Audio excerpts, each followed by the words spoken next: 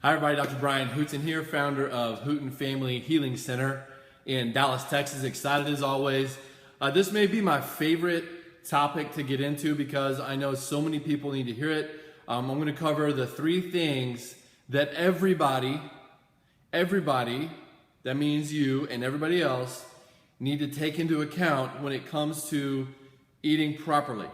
So if you are a veteran in the world of nutrition, if you have studied this, or if you understand our approach to how to eat, this may be a review for you. I'm going to keep this very basic. And before I get into any of the nuts and bolts, and there's three things I'm going to cover, three of the biggest things that we all need to be aware of, I'm going to cover why this is important.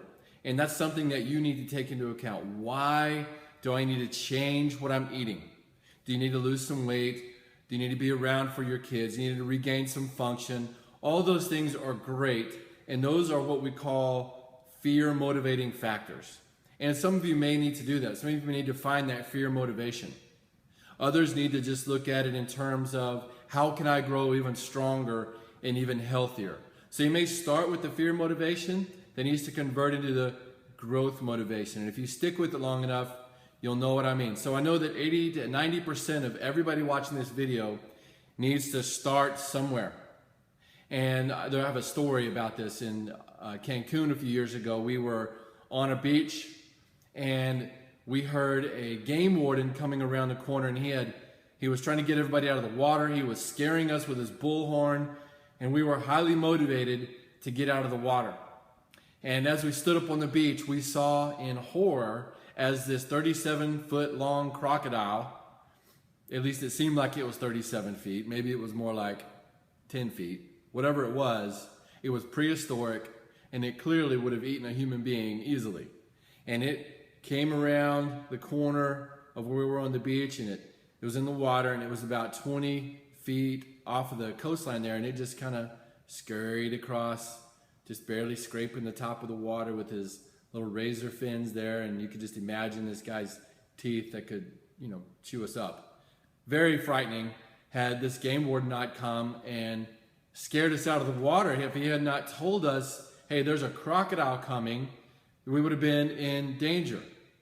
Well, that's an example of fear motivation. How fast do you think we got out of that water? I mean, we moved, and we were not going to go anywhere near it. That's where you need to get with your food. You want to come up with that big why. Maybe you have to scare yourself. I like to use the idea of not getting Alzheimer's disease. I don't want to grow up and be a burden on my daughter or my wife or my family. Those are big motivating factors. And I like to use a better word is inspiration. I want to be inspired to be able to play tennis, be able to play soccer, be able to run around with my great, perhaps even great grandchildren. So that's growth motivation, right? Whatever it is, you've got to define what that is for you. If you're watching this and you've got 3 adorable kids at home that need mommy and daddy around, that should be good enough reason right there. But you've got to think about that, not what your subconscious tells you to eat. Hopefully that makes sense. So start with what we call your big why or your big purpose. I want to be around, I want to be healthy, I don't want to be a burden, etc., etc. So you've got to find that and write it down. I asked somebody the other day that was really struggling with reaching their ideal position in their company, and I said, well, let me see your goals. What are your goals?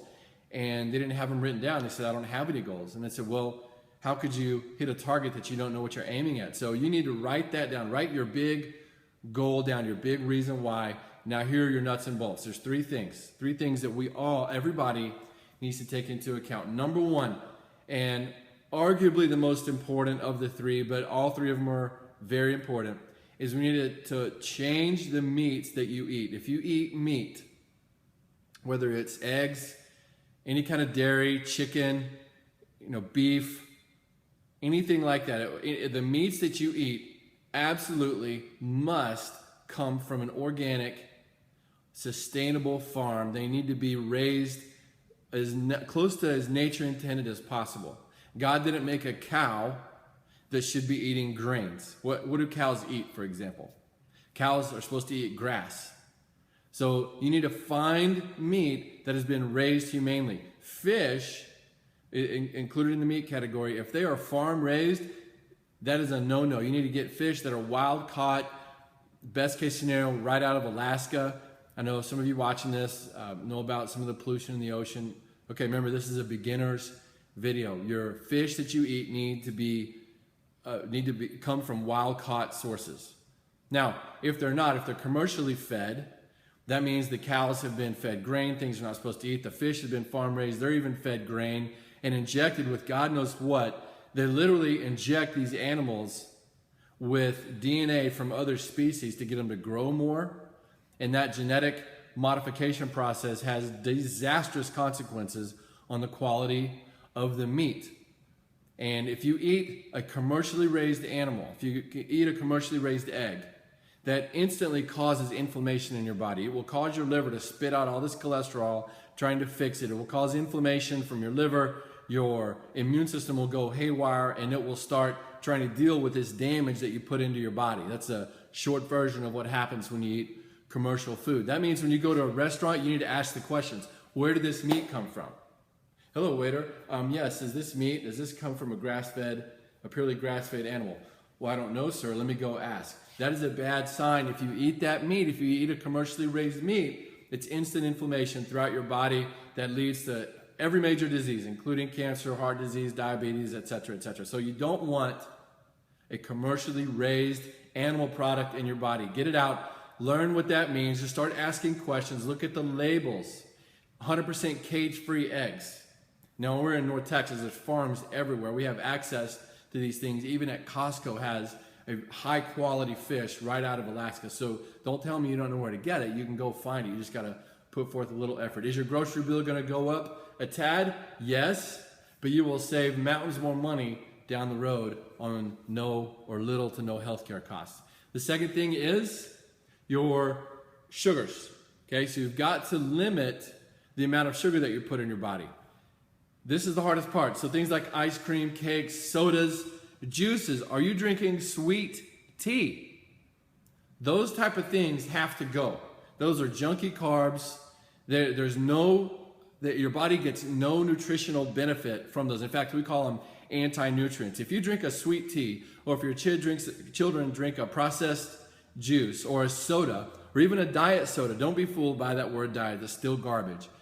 You drink those things, or you eat a cake, or you eat even a cracker, pasta, rice, and chips.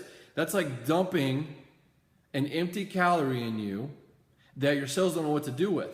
And it will cost them more energy to deal with the damage that those things do, leading you to obesity, leading you to hormone disruption, leading you to Alzheimer's, leading you to everything else. You've got to get the processed sugars out. Cereals, probably the number one most purchased junky carb out there are cereals. That's a guess. I haven't seen a study on that. But things like crackers, pasta, rice, all of those things, they are doing nothing except destroying your body and creating a disease system, including cancer. You've got to stop those. If your children are hooked on things like oatmeal, yes, I said oatmeal, or dairy products, listen, if you get a pasteurized dairy product, the reason that tastes so good that everybody likes it is because when they heat it up, they destroy anything good about it. And you're basically drinking a sugary white liquid. Lactose, that is actually a sugar. You got to stop it. Get the processed carbs out of there. Now, what you're left with, berries are your best bet. So if you start taking these sugars out, you're going to see a lot of things coming back online in your body. I've seen people start sleeping better and then this brain fog goes away. I see weight loss, obviously, once you cut out the sugar. That's a big part of why you can't lose weight. Berries will help you curb the sugar starvation that you'll go through. You may get headaches and that kind of thing. Handful of berries will help that. But you don't want to do a whole lot of like blueberry juice, because even though if you get an organic blueberry juice or an organic apple juice, it's still a mountain of sugar. If you get one of those bottles, that's like 20 pieces of fruit. Well, you can only eat one apple. Why would you take the juice from 20 of them that's pure sugar? So if you're going to eat a piece of fruit, eat the whole thing. Eat the orange. Eat the apple. Stick with berries, especially if you're trying to lose weight. Those of you that are watching this that have a hard time losing weight, cut out the carbs, limit the fruit. Watermelon is a fruit, right? All these different fruits that you don't think about are damaging because it's a godly food. You got to limit those at first. Now, once you reach an ideal weight, whatever that goal is, then you can start putting the fruit back in. If you need help with that, reach out to your doc. And I don't mean the medical doc. They have no idea how to tell you how to eat. I mean somebody trained in quality nutrition. So your Maximus Living office can certainly help you with that. We can too. You can reach out to us if you have any questions about that. The third thing and the final thing, and again, just as important as the others, is healthy fats. You need to start learning and get the right knowledge on what is a bad fat versus a healthy fat. Okay, so I'm going to give you a couple of really bad fats and what they do. So canola oil, terrible fat; vegetable oil, Crisco oil, those types of oils. Okay, if you put those in your body, in a nutshell, they instantly stick to things like your arteries. They instantly clog up your liver. They instantly cause inflammation in your brain. They will flare up your joints. They will slow down your hormones. They will slow down your metabolism. That's what a bad fat does. So fat doesn't make you fat, but the bad fats wreak havoc everywhere on your body. Now, good fats that you need to eat a lot of. Your brain is mostly fat. So I'm a fat head right here talking to you. You're a fat head also. You need fats in your body. Maybe the most dangerous thing we've ever done as a society is cut out fats from our diet. You've all seen that. You can't take the fats out. You've got to add in good fats. So coconut oil, one of the best. Avocados and avocado oil. Walnuts. Almonds. I also saw a deal the other day where avocado oil actually has a better heat sensitivity, a better heat temperature than coconut oil. So cook in those type of things. And there's some other really good healthy fats. There's a few to get you started. So there's your three things. And everybody needs to be doing these.